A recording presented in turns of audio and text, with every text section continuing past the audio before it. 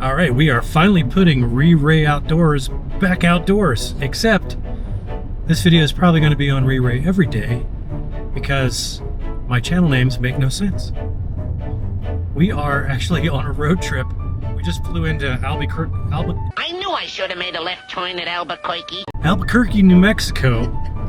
And we are driving north on I-25 to Santa Fe. And we got some cool stuff planned. We're going to hit some really neat national monuments with some great rock formations. And we are going to hit a variety of other national monuments with some Native American ruins and Petrified Forest National Park, probably media creator. Media. I'm a media creator. We're going to Meteor Crater, and then that was funny. And then we're going to take a train ride from Williams, Arizona, up to Grand Canyon Village on the South Rim. Village. That is a word. Look it up. It's so good. It's so good. But yes, we'll be taking an overnight train ride from Williams, Arizona, on the Grand Canyon Railroad up to the South Rim, Grand Canyon Village, and we're gonna goof around there and see what we can get into, and then head back. So stay tuned. Should be a lot of fun. All right, so we spent the night in a hotel here in Los Alamos, and now we are off to Bandelier National Monument. Take you along for the ride. All right, we have arrived. We're at the first overlook just inside the park, so we haven't made it to the visitor center here yet. And before I forget to mention it, it is, I think, March 22nd, and the morning temperature here was 35, 36 degrees. So you got to layer up because afternoon high today is going to be about 60.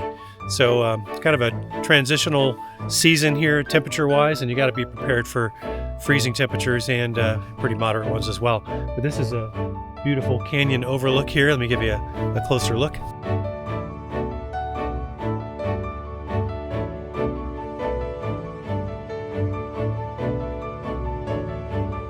By the way, notice the lack of crowds. I honestly expected it to be busier than this. So this is really a nice surprise. That's the visitor center right over there. And then cafe and park store. So it really feels like off season, even though we're in the latter part of March. I thought with spring break the crowds would be busier than this. Morning, ladies.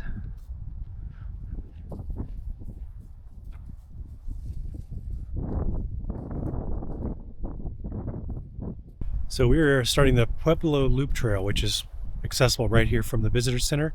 Real short paved hike, and there's some feeder trails that branch off of this, I believe.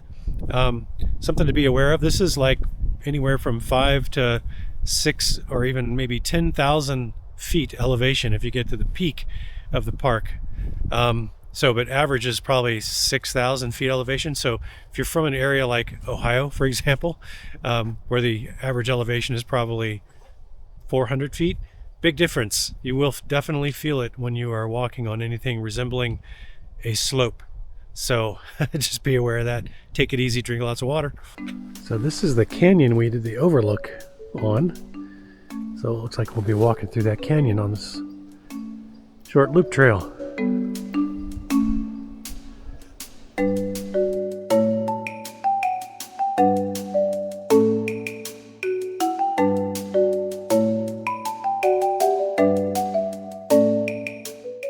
There's a large kiva right at the beginning of the trail. We haven't even hit the fork for the loop yet, but ceremonial kiva. It's about 30 feet in diameter, maybe 40. What a backdrop.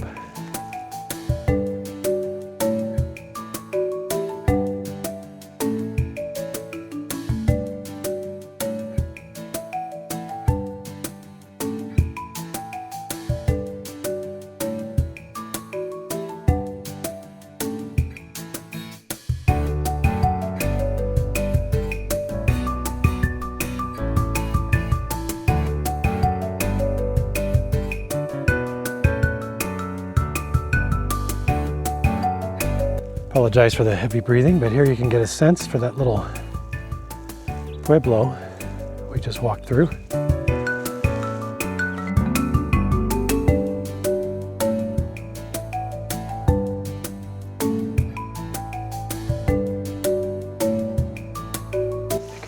those little holes within holes.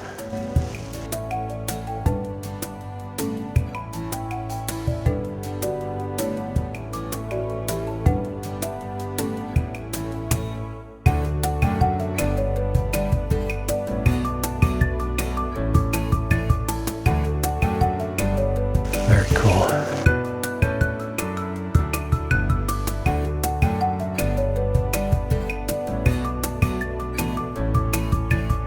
This is almost like visiting Mesa Verde without 2,000 people around you.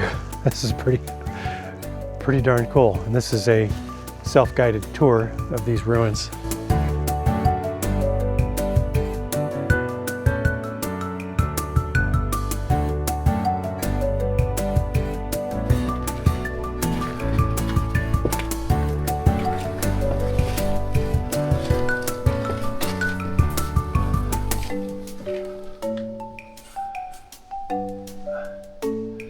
These little caves are all interconnected. Oh, I guess you can go all the way up in it. This isn't just for looking.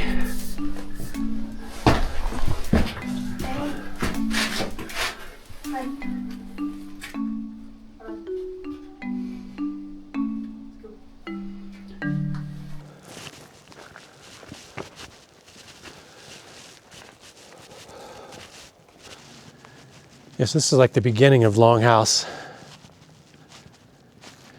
And just read some information on this. It looks like these are the bases of walls that would have been several stories high.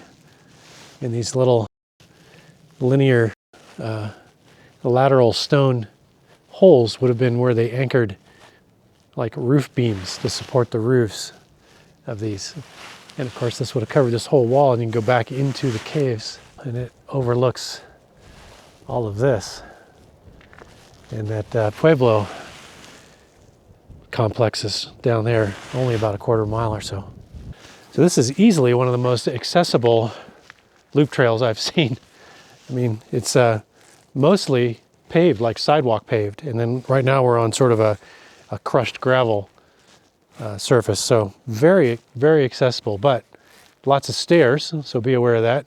And if you're out of shape with the elevation and you're not used to it, you definitely feel it. So apparently this continues on that way. See what the adventure holds around the corner. There's those roof beam holes I mentioned.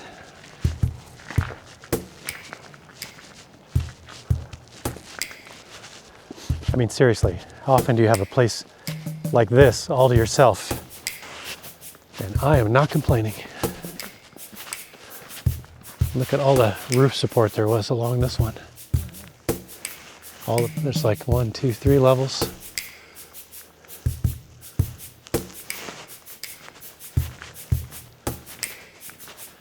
And what do they use those little portals for? Maybe just storage? Probably have to zoom in on this, but there are some petroglyphs right up there. Yeah. That's pretty cool. Some up there, really faint ones.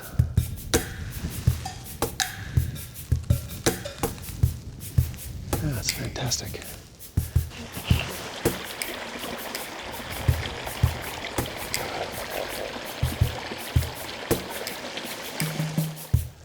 All right, we're going to do the Alcove House Spur Trail.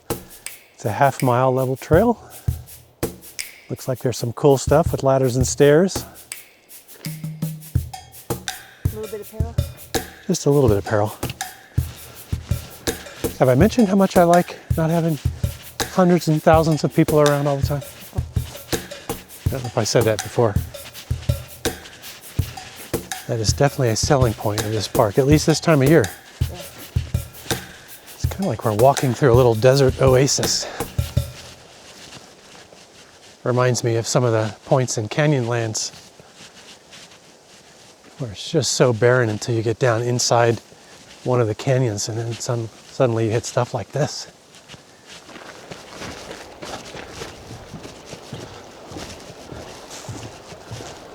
While I'm thinking of it, if you plan to visit downtown Santa Fe, which is only about 30 minutes from here or so, 30 to 40 minutes maybe, be aware like the Santa Fe Plaza, all these really interesting shops are. We're going to try to hit that later today if we can, but they close really early. Like everything is closed by 6 o'clock and a lot of shops are closed by 5. So factor that into your plans. We were actually planning, or I was planning last night on the way from the airport to just to goof around downtown Santa Fe. We got there, everything was closed. Got there around 7 o'clock. There were lots of people walking around, but there were some restaurants open, but that was about it. So factor that in. Yeah, so this bridge was closed off. Look, there's a big old washout here. You can tell by all the deadfall.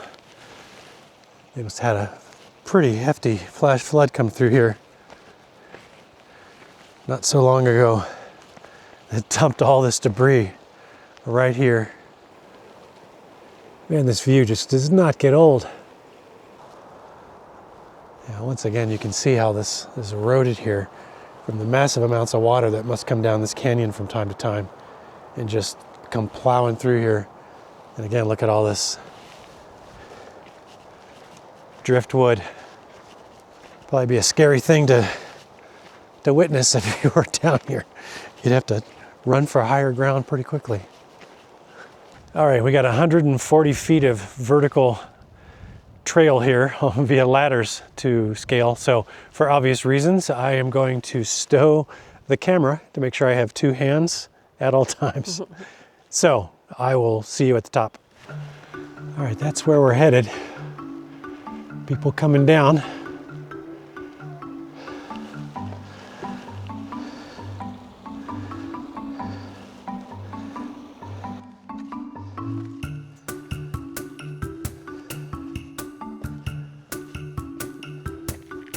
And we'll wait here for the next group.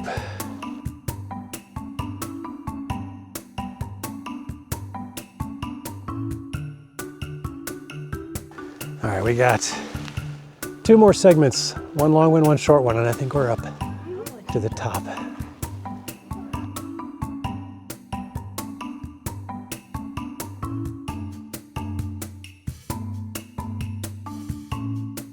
I'm not gonna lie. My heart is pounding in my ears right now.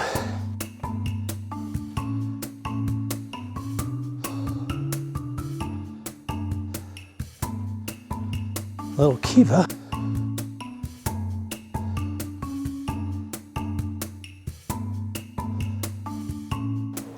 Not a bad lunch spot.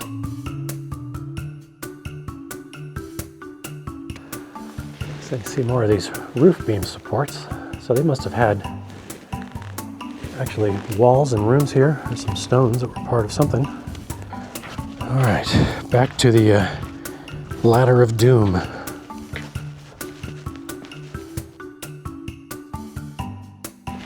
Say goodbye to Alcove House. That was super cool. Time to get down. You survived. I did. Huh. No rescue helicopter required, thankfully. So, Alcove House, definitely worth a little half-mile side trip. The stairs are very manageable, the ladders. They look more intimidating than they probably actually are. Unless, of course, you're terrified of heights, then, you know, all bets are off. Your mileage may vary, but getting down the stairs or the ladders was actually relatively easy. I mean, if I dare call it that, but it really wasn't bad at all. So definitely worth the climb if you're up for it. Also, before I forget to mention it, it's about 11:40 a.m. and there are a significantly higher number of people on the trail, the Pueblo Loop Trail and the Alcove Trail here, than there were when we started. So get here early and you have the place mostly to yourself. All right, so we've got maybe 3/4 of a mile more or less back to the visitor center from where we are. So I think this is about wraps it up for us, at least at Bandelier National Monument. Definitely worth a trip if you can get to this general area. Very accessible, and a lot of other backcountry trails you can take. So we just did the very easy day hikes that are just looped kind of around the visitor center. highly recommend it if you can make it. The views are great, and as I said, if you can get here early, at least very early spring, you'll probably have the place mostly to yourself, which is a priceless commodity at this point. All right, if you found anything helpful in the video, give it a thumbs up. I'd appreciate that. And there's going to be a number of other videos because we're just getting started on this Southwest road trip. So stay tuned for the other episodes upcoming. This is just the first of probably 4 or 5. So thanks for joining me. I'll see you in the next one.